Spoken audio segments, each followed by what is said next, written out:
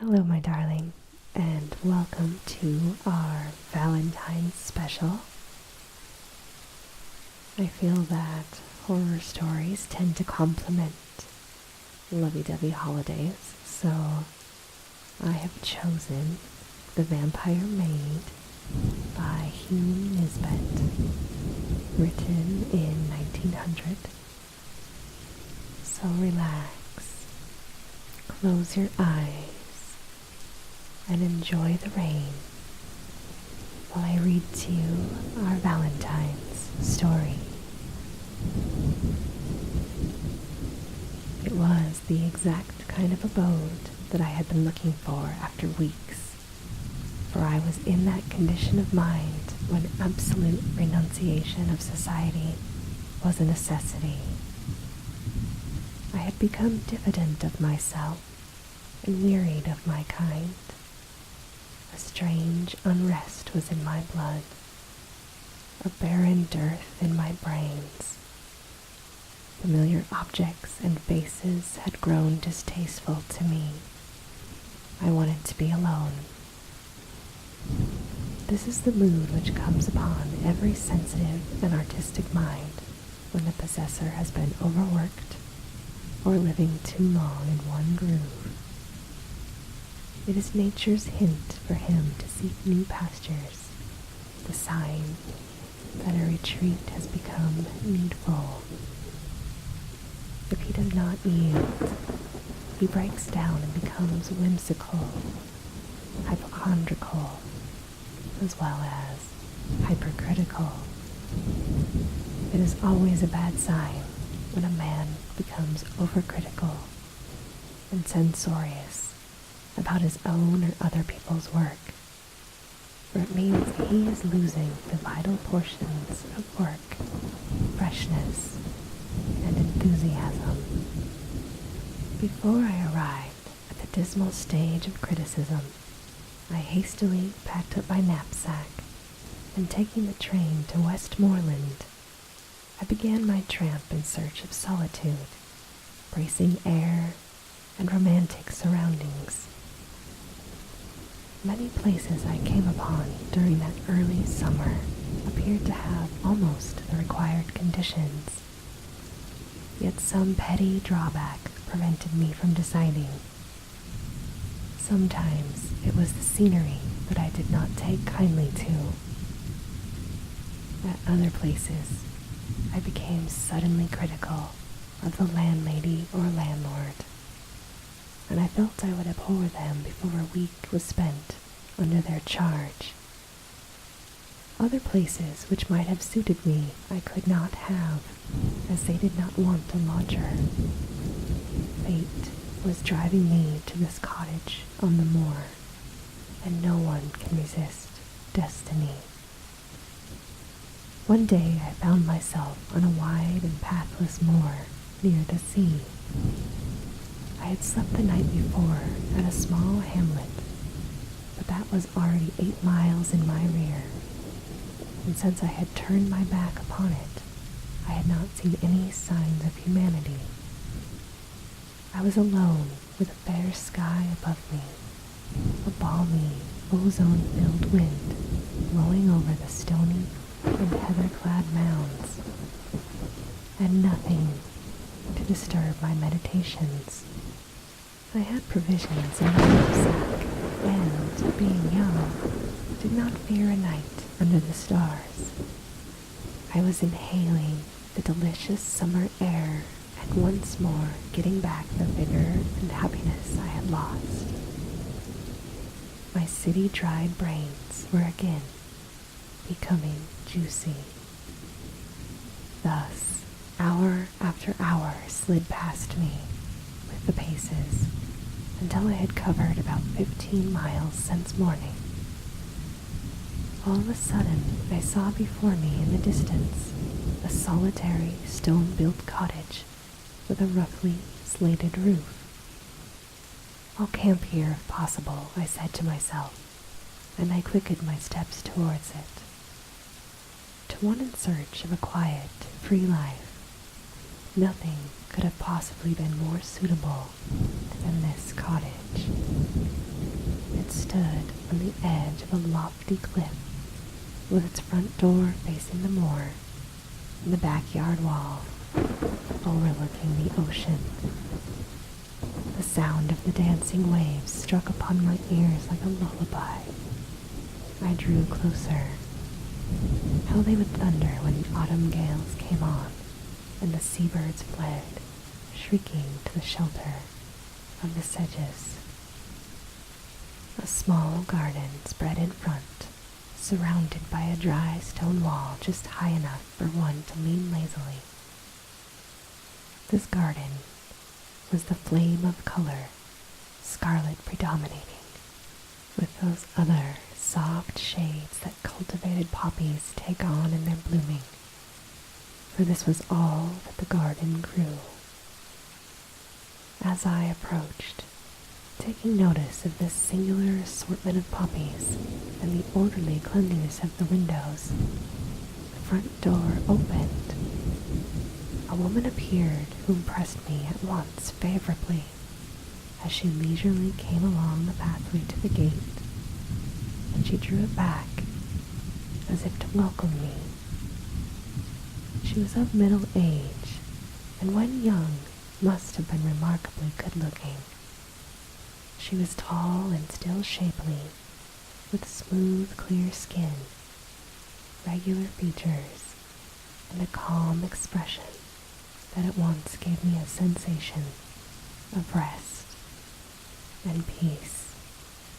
To my inquiries, she said that she could give me both a sitting and bedroom, and invited me inside to see them. As I looked at her smooth black hair and cool brown eyes, I felt that I would not be too particular about this accommodation. With such a landlady, I was sure to find what I was after here. The rooms surpassed my expectation. Dainty white curtains and bedding with perfume of lavender about them. A sitting room, homely yet cozy, without being crowded. With a sigh of infinite relief, I flung down my knapsack and clinched the bargain. She was a widow with one daughter, whom I did not see the first day, as she was unwell and confined to her own room. But on the next day, she was somewhat better, and then we met. The fare was simple, yet it suited me exactly for the time. Delicious milk and butter with homemade scones, fresh eggs and bacon. After a hearty tea, I went to bed in a condition of perfect content with my quarters. Yet happy and tired out as I was, I had by no means a comfortable night. This I put down to the strange bed. I slept, certainly, but my sleep was filled with dreams, so that I woke late and unrefreshed. A good walk on the moor, however, restored me, and I returned with a fine appetite for breakfast. Certain conditions of the mind, with aggravating circumstances, are required before even a young man can fall in love at first sight, as we learned from Shakespeare in his Romeo and Juliet. In the city, where many fair faces passed me every hour, I had remained like a stoic. Yet no sooner did I enter the cottage after that morning walk that I succumbed instantly to the weird charms of my landlady's daughter, Adrienne Brunel. She was somewhat better this morning and able to meet me at breakfast, for we had our meals together while I was their lodger. Adrienne was not beautiful in the strictly classical sense. Her complexion was too lividly white, and her expression too set to be quite pleasant at first sight. Yet, as her mother had informed me, she had been ill for some time, which accounted for that defect. Her features were not regular. Her hair and eyes seemed too black, her skin too strangely white, and her lips far too red for any except the decadent harmonies of an Aubrey Beardsley. Yet my fantastic dreams of the preceding night, with my morning walk, had prepared me to be enthralled by this modern poster-like invalid. The loneliness of the moor, with the singing of the ocean, had gripped my heart with a wistful longing. The incongruity of these flaunting and evanescent poppy flowers, dashing the giddy tints in the face of that sober heath, touched me with a shiver as I approached the cottage. And lastly, that weird embodiment of startling contrasts completed my subjugation. She rose from her chair as her mother introduced her, and smiled while she held out her hand. I clasped that soft snowflake, and as I did so, a faint thrill tingled over me and rested on my heart. For a moment, my heart stopped beating. This contact seemed also to have affected her as it did me. A clear flush, like a white flame, lighted up her face. It began to glow as if an alabaster lamp had been lit. Her black eyes became softer, more humid. Our glances crossed multiple times. Her scarlet lips grew moist. She was a living woman now, while before she had seemed half a corpse. She permitted me her white, slender hand to remain in mine longer than most people do, and then she slowly withdrew it, still regarding me with steadfast eyes for a second afterwards. Fathomless, velvety eyes these were, yet before they were shifted from mine, they appeared to have absorbed all of my willpower and made me her abject slave.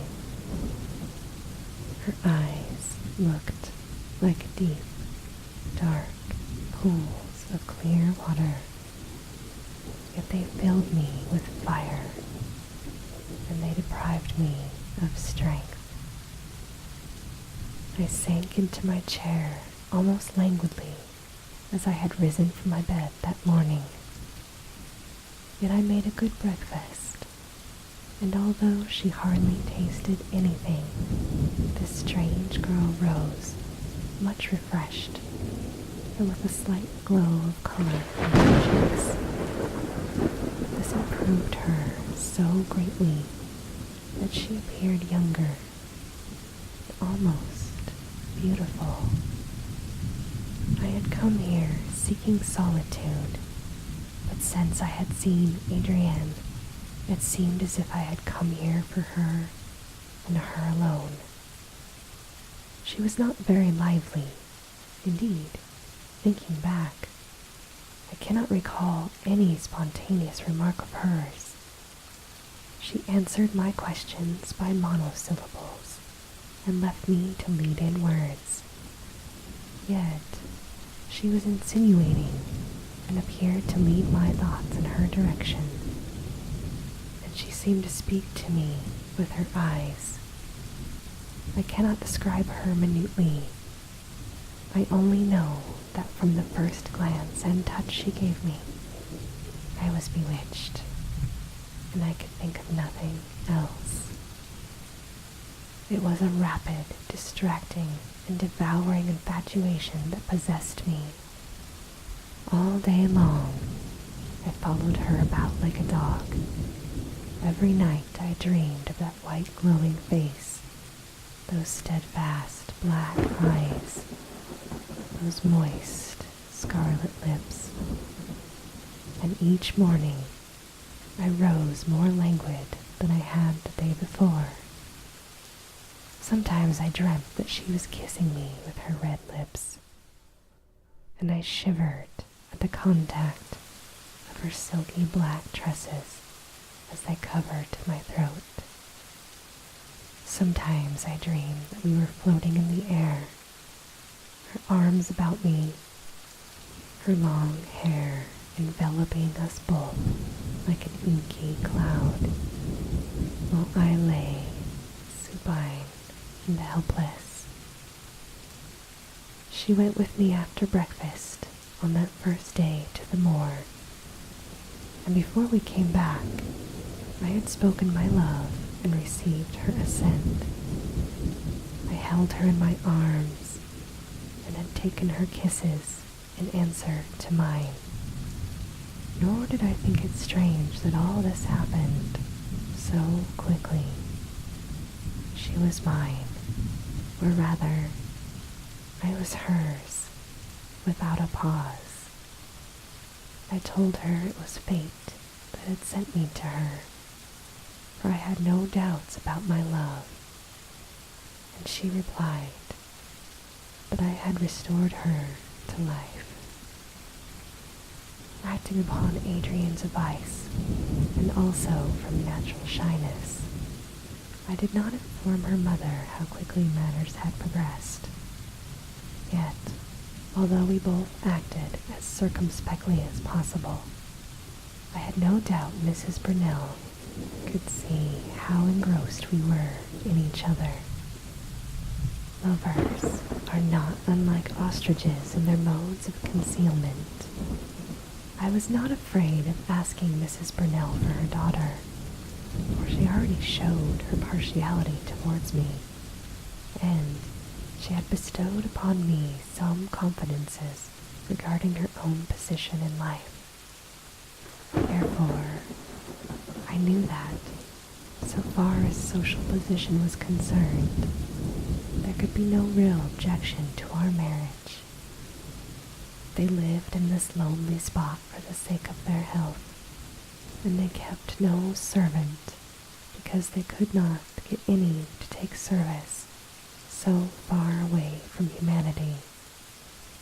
My coming had been opportune and welcome to both mother and daughter.